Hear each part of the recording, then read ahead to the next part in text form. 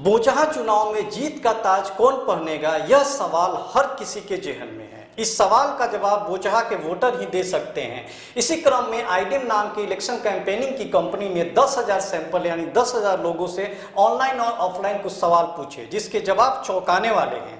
गौरतलब है कि 2020 विधानसभा चुनाव में आइडेम कंपनी ने अपने 1 लाख सर्वे में स्वर्गीय मुसाफिर पासवान को सबसे आगे दिखाया था।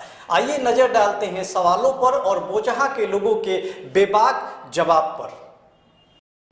सवाल नंबर 1 पर जाते हैं। बोचहा के लोगों से पूछा गया, क्या नरेंद्र मोदी का प्रभाव बोचहा चुनाव पर पड़ेगा?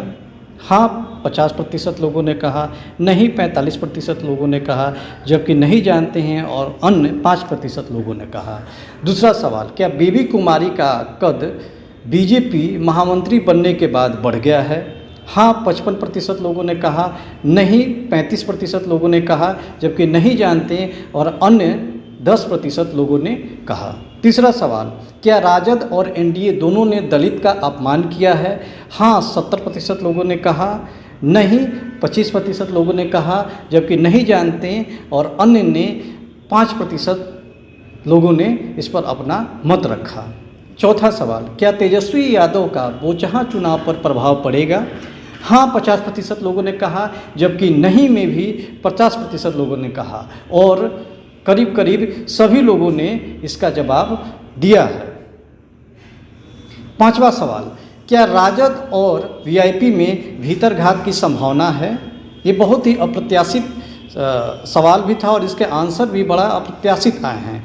हाँ 80% लोगों ने कहा कि भीतरघात की संभावना है, 10% लोगों ने कहा कि भीतरघात की संभावना नहीं है, जबकि 10% लोगों ने कहा कि वो नहीं जानते हैं या जवाब नहीं देना चाहते हैं। छठा सवाल, क्या मुकेश सहनी ने उत्तर प्रदेश चुनाव लड़कर गलती की है?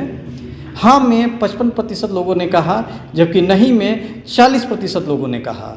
नहीं जानते हैं और अन्य में 5% लोगों ने अपना मत रखा।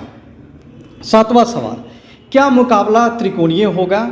हाँ में 90% लोगों ने कहा, जबकि नहीं में 10% लोगों ने कहा और करीब करीब सभी लोगों ने इसका जवाब दिया। इसका मतलब साफ है कि मुकाबला जो है वीआईपी, एनडीए और राजद में जोरदार होने वाला है और यह मुकाबला बिल्कुल ही त्रिकोणीय होगा, किसी के लिए आसान नहीं होगा। आठवां सवाल, क्या जीत का अंतर 2000 से 5000 तक रहेगा?